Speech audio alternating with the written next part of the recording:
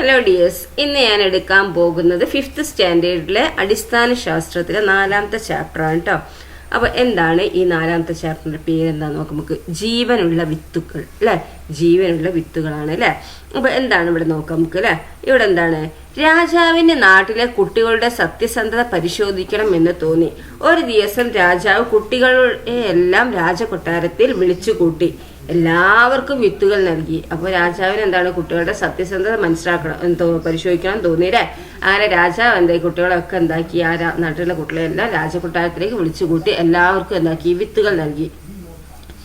ഈ വിത്ത് മുളപ്പിച്ച് 3 മാസം കൊണ്ട് ചെടിയാക്കി കൊണ്ടുവരുന്നവർക്ക് വിലയേറിയ സമ്മാനങ്ങൾ നൽകുമെന്ന് പ്രഖ്യാപിച്ചു. ഈ വിത്ത് മുളപ്പിച്ച് 3 മാസം കൊണ്ട് ചെടിയാക്കി കൊണ്ടുവരുന്നവർക്ക് എന്താണ്, വിലയേറിയ സമ്മാനങ്ങൾ നൽകുമെന്ന് പ്രഖ്യാപിച്ചു.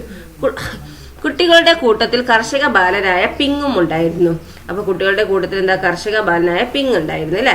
അവൻ വിത്തുകൾ ചട്ടിയിലെ മണ്ണിൽ കുഴിച്ചിട്ട് വെള്ളം ഒഴിച്ച് പരിപാലിച്ചിട്ടും വിത്ത് മുളച്ചില്ല. 3 മാസം കഴിഞ്ഞ് കുട്ടികളെല്ലാം പൂത്ത ചെടികളുമായി കൊട്ടാരത്തിലെത്തി. കാലി ചട്ടിയുമായി കൊട്ടാരത്തിലെത്തിയ പിങ്ങിനെ അവരെല്ലാം കളിയാക്കി. രാജാവ് ഓരോരുത്തരുടെയും ചെടികൾ പരിശോധിച്ചു. പിങ്ങിന്റെ അടുത്തെത്തിയപ്പോൾ രാജാവിന് സന്തോഷമായി. രാജാവ് പറഞ്ഞു, ഇവനാണ് വിജയി. ജീവനുള്ള വിത്തുകളെ മുളയ്ക്കുകയുള്ളൂ. ഞാൻ നിങ്ങൾക്ക് തന്നത് ജീവനില്ലാത്ത വിത്തുകളായിരുന്നു. അപ്പൊ എന്താണ്, രാജാവ് കൊടുത്തത് എന്താണ്, ജീവനില്ലാത്ത വിത്തായിരുന്നു. അതുകൊണ്ട് അത് മുളയ്ക്കൂല അല്ലെ. അപ്പൊ ജീവനുള്ള വിത്തുകൾ മാത്രമേ എന്താവുള്ളൂ, മുളയ്ക്കുകയുള്ളൂ അല്ലെ. അപ്പൊ കുട്ടികളൊക്കെ എന്താക്കി, അവര് ഈ ചെടിക്ക് പകരം, അതായത് രാജാവ് കൊടുത്ത വിത്തിന് പകരം വേറെ ഏതോ ചെടി നട്ടതാണ് അല്ലെ. അപ്പം ഈ കുട്ടി മാത്രമേ എന്തുള്ളൂ, സത്യസന്ധമായിട്ട് ചട്ടിയിൽ നട്ടിട്ട് അത് മുളയ്ക്കാതെ കൊണ്ടുവന്നിട്ടുള്ളൂ അല്ലെ. അപ്പൊ രാജാവ് പറഞ്ഞ എന്താണ്, ഇവനാണ് വിജയിലെ. അപ്പൊ ആ കുട്ടീന്റെ സത്യസന്ധതയാണ് എന്ത് ഇവിടെ കാണിക്കുന്നത് അല്ലെ. പിങ്ങിന്റെ കഥ വായിച്ചല്ലോ. ജീവനുള്ള വിത്തുകളെ മുളയ്ക്കുകയുള്ളൂ അല്ലെ. ചെറിയ വിത്തിനുള്ളിലെ ജീവൻ വളർന്നല്ലേ വൻമരങ്ങൾ വരെ ഉണ്ടാകുന്നല്ലേ. ചെറിയ വിത്തിനുള്ളിലെ ജീവൻ വളർന്നാണ് എന്ത്, വലിയ മരങ്ങൾ വരെ ഉണ്ടാകുന്നത് അല്ലെ. നിങ്ങളുടെ പ്രദേശത്ത് ലഭ്യമായ പലതരം വിത്തുകൾ ശേഖരിക്കൂ. വിത്തുകൾ ക്ലാസ്സിൽ പ്രദർശിപ്പിച്ച് അവയുടെ സവിശേഷതകൾ എന്തെല്ലാമാണെന്ന് എഴുതൂ. ചെടിയുടെ പേര് എന്താണ്, ചെടീന്റെ പേര് എഴുതുക, നിറം എഴുതുക, വലുപ്പം എഴുതുക, ആകൃതി, മറ്റ് പ്രത്യേകതകളൊക്കെ എന്താക്കുക, എഴുതുക. ജീവനുള്ളവയാണെങ്കിൽ പോലും മണ്ണിൽ കുഴിച്ചിടുന്ന എല്ലാ വിത്തുകളും മുളയ്ക്കാറുണ്ടോ? എന്തുകൊണ്ടാണ് എല്ലാ വിത്തുകളും മുളയ്ക്കാത്തത്? എല്ലാ വിത്തുകളും മുളയ്ക്കൂല അല്ലെ. എന്തുകൊണ്ടാണ് വിത്ത് മുളയ്ക്കാത്തത്? വിത്തുകൾ മുളപ്പിച്ച് നോക്കാം നമുക്ക്. വിത്ത് മുളയ്ക്കാൻ ഏതെല്ലാം ഘടകങ്ങൾ ആവശ്യമാണ്? നിങ്ങളുടെ ഊഹം എഴുതൂ. എന്തൊക്കെയാണ് വിത്ത് മുളയ്ക്കാൻ വേണ്ടത്? വെള്ളം വേണം, പിന്നെന്താ, വായു വേണം അല്ലെ. പിന്നെന്താ വേണ്ടത്? മണ്ണ് വേണോ? നോക്കാം നമുക്ക്. പിന്നെന്താ വേണ്ടത്? നിങ്ങളുടെ ഊഹം ശരിയാണോ നോക്കാം നമുക്ക് അല്ലെ. നിങ്ങളുടെ ഊഹം ശരിയാണോ എന്ന് എങ്ങനെ കണ്ടെത്തും? ഇത് കണ്ടെത്താൻ ഒരു പരീക്ഷണം ചെയ്തു നോക്കൂ. ഒരു ഗ്ലാസ്സിൽ അല്പം നനഞ്ഞ മണ്ണെടുത്ത് ഏതാനും പയർവിത്തുകൾ അതിൽ ഇടുക. പ്രകാശം ലഭിക്കുന്ന സ്ഥലത്ത് വെക്കണം. നനവ് നിലനിർത്താൻ ആവശ്യമായ തോതിൽ വെള്ളം നൽകണം. എല്ലാ ദിവസവും നിരീക്ഷിക്കുക. ഇവിടെ എന്തെല്ലാം ഘടകങ്ങളാണ് വിത്തിന് ലഭിച്ചത്?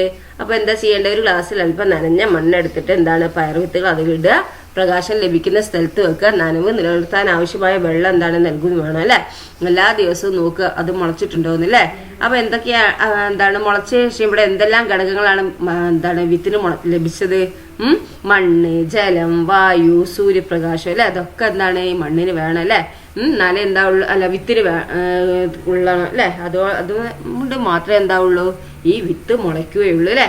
വിത്ത് മുളയ്ക്കാൻ ഈ ഘടകങ്ങളെല്ലാം ആവശ്യമുണ്ടോ? എങ്ങനെ കണ്ടെത്തും? ഓരോന്നായി പരിശോധിക്കുക. ഈ മണ്ണും ജലവും വായുവും സൂര്യപ്രകാശവും ഇതൊക്കെ ആവശ്യമുണ്ടോന്നാ ചോദിച്ചിരിക്കുന്നത്. ഈ ഘടകങ്ങളൊക്കെ ആവശ്യമുണ്ടോന്ന് അല്ലെ. അപ്പോൾ നോക്കാം നമുക്ക് എങ്ങനെയാണുള്ളത്.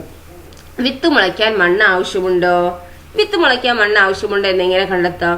മണ്ണിലല്ലാതെ വെച്ച വിത്ത് മുളയ്ക്കുമോ എന്ന് പരിശോധിച്ചാൽ പോരെ. ഒരു ചില്ല് ഗ്ലാസ്സിൽ നനഞ്ഞ പഞ്ഞി എടുത്ത് അതിനുള്ളിൽ വിത്ത് വെച്ച് നോക്കൂ. ഏതെല്ലാം ഘടകങ്ങളാണ് വിത്തിന് ലഭിക്കുന്നത്, ഏതെല്ലാം ഘടകങ്ങളാണ് വിത്തിന് ലഭിക്കാത്തത് നോക്കൂ. ഈ മണ്ണില്ലാതെ നിങ്ങൾ എന്താക്കുക, മണ്ണിന് പകരം സ്പോഞ്ചോ അല്ലെങ്കിൽ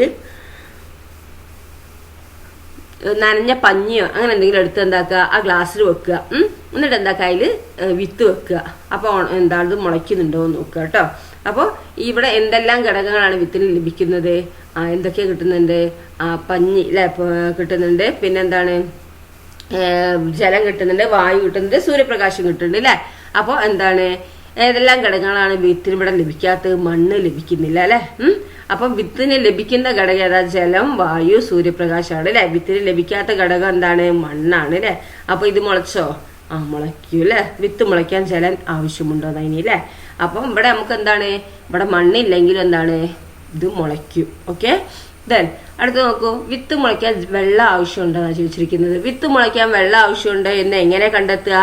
ഏത് ഘടകം ലഭ്യമാക്കാതെയാണ് പരീക്ഷണം ചെയ്യേണ്ടത്? വെള്ളം അല്ലെ. വെള്ളം അല്ലാതെ നിങ്ങളൊന്ന് പരീക്ഷിച്ച് നോക്കുക. മുളയ്ക്കുവോ? പരീക്ഷ ആസൂത്രണം ചെയ്യുക അല്ലെ. വിത്ത് മുളയ്ക്കൂല വെള്ളം അല്ലാതെ അല്ലെ. ഇനി വിത്ത് മുളയ്ക്കാൻ സൂര്യപ്രകാശം ആവശ്യമുണ്ടോന്നാ. വിത്ത് മുളയ്ക്കാൻ സൂര്യപ്രകാശം ആവശ്യമുണ്ടോ എന്ന് എങ്ങനെ കണ്ടെത്തും? ഇവിടെ ഒഴിവാക്കേണ്ട ഘടകം എന്താണ്? സൂര്യപ്രകാശം അല്ലെ. അപ്പൊ ഒരു ഇരുട്ടത്ത് കൊണ്ട് വെച്ച് നോക്കുക. അപ്പൊ ഈ ഘടകത്തെ ഒഴിവാക്കിയാൽ പരീക്ഷണത്തിൽ മറ്റ് ഏതെല്ലാം മാറ്റങ്ങൾ വരുത്തണം? സുതാര്യമായ ഗ്ലാസിന് പകരം സ്റ്റീൽ ഗ്ലാസ് കൊടുക്കുക. പിന്നെന്താണ്? പഞ്ഞി കൊടുക്കുക, അല്ലെങ്കിൽ മണ്ണ് എന്തെങ്കിലും കൊടുക്കുക. പിന്നെ പയറ് എന്താണ്? വിത്ത് കൊടുക്കുക. പിന്നെ വായു കൊടുക്കുക അല്ലെ. ഇതൊക്കെ ചെയ്യുക. അപ്പം മുളയ്ക്കുമോ? സൂര്യപ്രകാശം വേണം, എന്നാലേ ഇത് വിത്ത് മുളയ്ക്കുള്ളൂ അല്ലെ. പരീക്ഷണം ചെയ്യാം. ഇതുവരെ ആസൂത്രണം ചെയ്ത പരീക്ഷണങ്ങൾ ചെയ്തു നോക്കാം. ഒരു ഗ്ലാസ്സിൽ മണ്ണ്, വായു, ജലം, സൂര്യപ്രകാശം എന്നിവ ലഭിക്കുന്ന വിധം ചെറുപയർ വിത്ത് വെക്കുക. മറ്റ് 3 ഗ്ലാസുകളിൽ മണ്ണ്, ജലം, സൂര്യപ്രകാശം എന്നിവയിൽ ഓരോന്ന് ലഭിക്കാത്ത വിധം വിത്ത് വെക്കുക. അപ്പൊ എല്ലാ ഘടകങ്ങളും നൽകിയത് ഏതൊക്കെയാണോ എന്നൊക്കെ ഉള്ളത് എന്താക്കുക? നിങ്ങളിങ്ങനെ എന്താണ് എക്സ്പെരിമെന്റ് ചെയ്ത് നോക്കുക കേട്ടോ. ഓരോ ദിവസത്തെയും നിരീക്ഷണം നിങ്ങൾ എന്താക്കുക? ബുക്ക് ചെയ്യുക. ഒന്നാമത്തെ ദിവസം ഇത് എല്ലാ ഘടകങ്ങളും നൽകിയത്.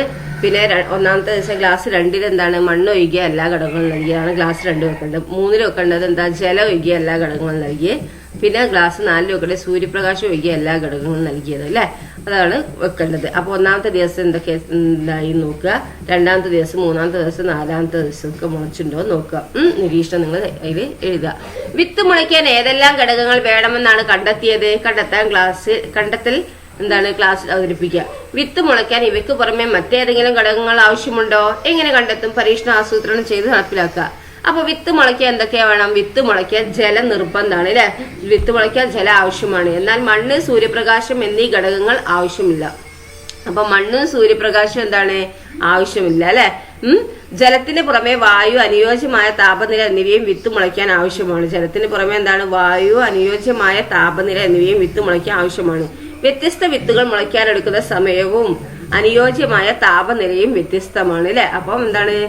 നേരത്തെ ഞാൻ എന്താണ്? സൂര്യപ്രകാശം എന്ന് പറഞ്ഞല്ലേ. അപ്പൊ മണ്ണും സൂര്യപ്രകാശവും എന്താണ്? ഈ ഘടകങ്ങൾ ആവശ്യമില്ല വിത്ത് മുളയ്ക്കാൻ. വിത്ത് മുളച്ചതിന് ശേഷം സൂര്യപ്രകാശം വേണം കേട്ടോ.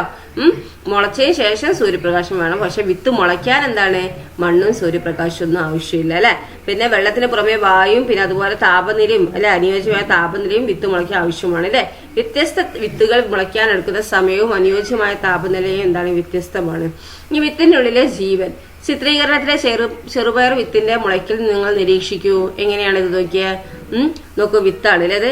പിന്നെന്താണ്? ഫസ്റ്റ് വരുന്നത് എന്താണ്? ബീജമൂലം, റാഡിക്കലാ ഫസ്റ്റ് വരുന്നത് അല്ലെ. പിന്നെന്താ വരുന്നത്? നോക്കൂ, ഇതാണ് ബീജപത്രം അല്ലെ, കോട്ടിലോടാണ് അല്ലെ. പിന്നെ അടുത്ത് എന്താണ് വരുന്നത്? ഇതെന്താണ്? പ്ലിമ്യൂഡ് അല്ലെ, ബീജശീർഷം. 5 ദിവസം കൊണ്ട് വിത്തിന് വരുന്ന മാറ്റങ്ങൾ നിങ്ങൾ എന്താക്കുക? പട്ടികയിൽ രേഖപ്പെടുത്തുക. വിത്തിന് വരുന്ന മാറ്റം, വിത്തിന്റെ വലിപ്പം 1-ാം ദിവസം എങ്ങനെയാണെന്നും 2-ാം ദിവസം വിത്ത് കുതിർന്ന് വലുതാകുന്നു, 3-ാം ദിവസം എന്താണ്, 4-ാം ദിവസം, 5-ാം ദിവസം ഒക്കെ എഴുതുക കേട്ടോ.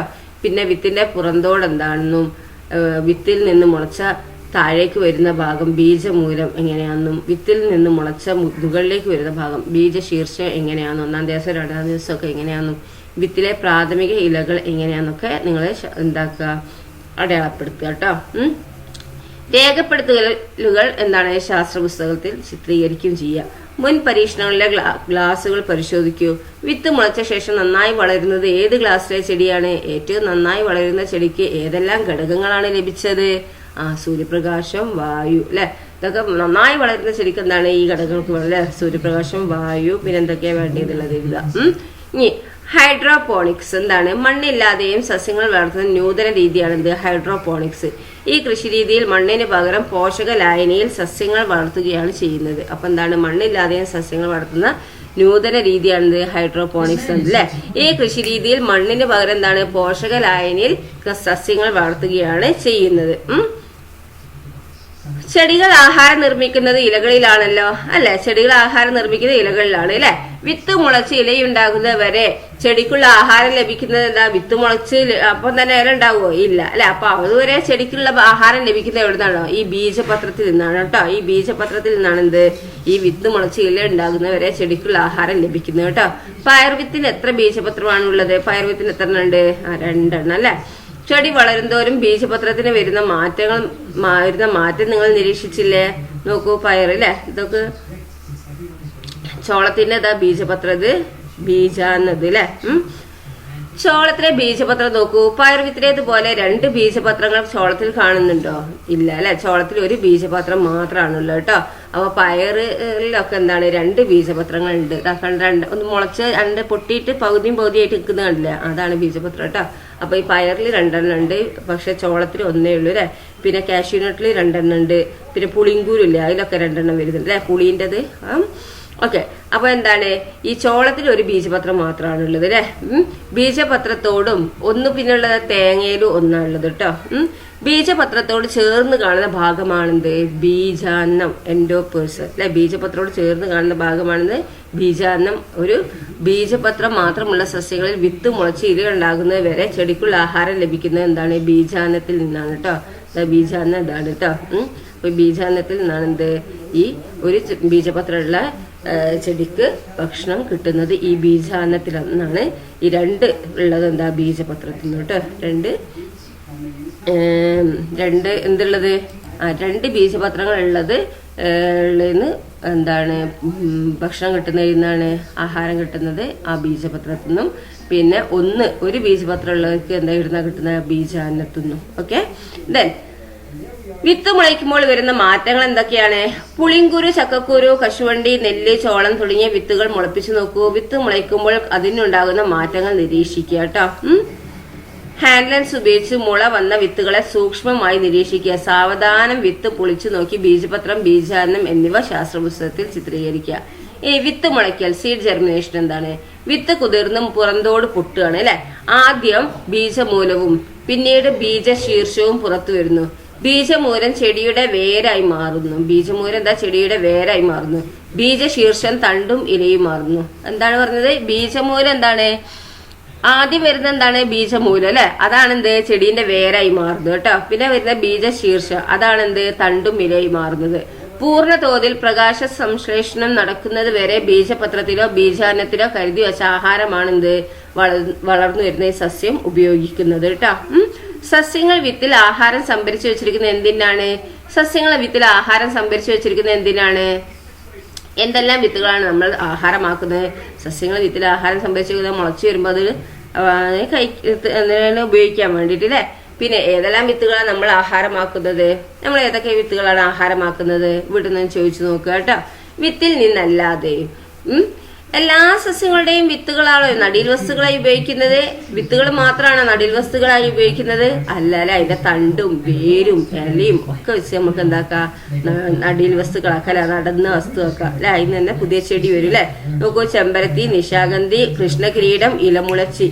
ചിത്രത്തിൽ കാണുന്ന സസ്യങ്ങളിൽ ഏതു ഭാഗത്തു നിന്നാണ് പുതിയ സസ്യങ്ങൾ ഉണ്ടാകുന്നത്? ജൈവ വൈവിധ്യ ഉദ്യാനം സന്ദർശിച്ച് വിവരങ്ങൾ ശേഖരിക്കൂ.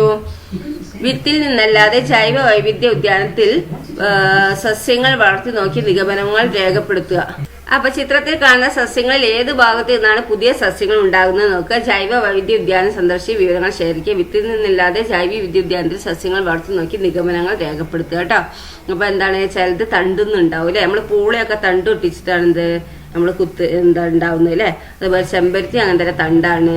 പിന്നെ ചിലത് എന്താണ്? ഇലമുളച്ചി എന്ന് പറഞ്ഞാൽ ഇലയിൽ നിന്നാണ് ഉണ്ടാവുന്നത്. അങ്ങനെ ഓരോന്നും ഓരോ ഇത് വരുന്നുണ്ട് അല്ലെ? അപ്പം അതൊക്കെ നിങ്ങൾ നോക്കി പഠിക്കുക കേട്ടോ. നിങ്ങളെ ചുറ്റുവട്ടത്തുള്ള ചെടികളും എന്തൊക്കെ നിരീക്ഷിക്കുക. പിന്നെ വലിയവരോടൊക്കെ ഒന്ന് അന്വേഷിച്ച് നോക്കുക എങ്ങനെയാണ് ഉണ്ടാവുന്നതെന്നൊക്കെ കേട്ടോ. ഓക്കെ. അപ്പോൾ ടീച്ചർ അടുത്ത ഭാഗം അടുത്ത വീഡിയോയിൽ അപ്ലോഡ് ചെയ്യാം കേട്ടോ. Okay, thank